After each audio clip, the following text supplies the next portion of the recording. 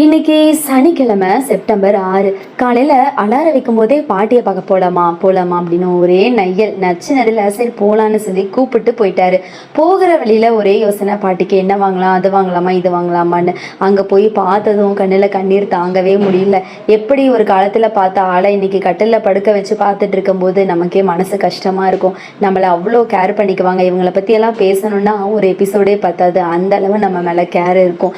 என்னதான் சண்டைகள் கோவங்கள் ஆத்திரங்கள் எல்லாம் இருந்தாலும் அவங்களுக்கு ஒரு முடியல அப்படின்னு சொல்லும்போது அப்படின்னு ஒரு வருத்தம் தான் நமக்கு வருது. சரி, நான் அங்கேருந்து வெளியே வந்ததோட நைட்டு டின்னருக்கு ஒரு கல்யாணத்துக்கு போயாச்சு. விருந்து பயங்கர விருந்து முடிச்சதும் என் தங்கச்சியும் அவங்க வீட்டில் எல்லாரும் வரேன்னு சொல்லிட்டாங்க.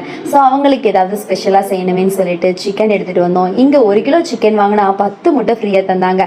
செம்ம ஹாப்பியாக வந்து இட்லி வாங்கிட்டு வந்து இட்லியை ஊற்றி வச்சுட்டு நெக்ஸ்ட்டு சிக்கனை கிரேவி பண்ணியாச்சு. கிரேவி பண்ணும்போது ஒரே ஹாப்பி.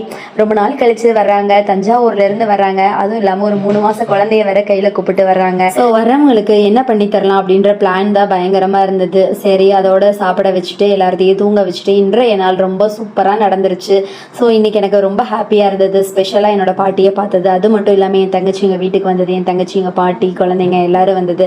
ஸோ ரொம்ப ஹாப்பியாக இருந்தது. அது மட்டும் இல்லை, இன்னைக்கு நான் ஸ்பெஷலாக என்ன நினச்சிக்கிறேன் அப்படின்னு நான் வேண்டிக்கிறேன்னு கூட சொல்லலாம். அவங்க எங்கள் பாட்டி சீக்கிரம் குணமாகி எந்திரிச்சு நடக்கணும், எனக்கு வேண்டியதை சமைச்சு தரணும், ரொம்ப பாசமாக பார்த்துக்கணும் மறுபடியும், அந்த எண்ணம் தான் என் மனசுக்குள்ளே ஓடிக்கிட்டே இருந்தது.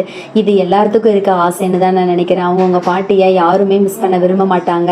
அவங்க நம்ம கூடயே இருக்கிறத எவ்வளோ ஆசையாக விரும்புவோம், அதே மாதிரி தான் நானும் ஆசைப்பட்டுக்கிட்டு இருக்கேன். நீங்களும் முடிஞ்சால் ப்ரே பண்ணிக்கோங்க, அவங்க சீக்கிரம் கை சரியாகி குணமாகி நல்லா எந்திரிச்சு நடந்து நார்மல் ஆகணும் அப்படின்னு சொல்லி. அவ்வளோதான். தேங்க்யூ ஃபார் வாட்சிங். Take care. Bye bye.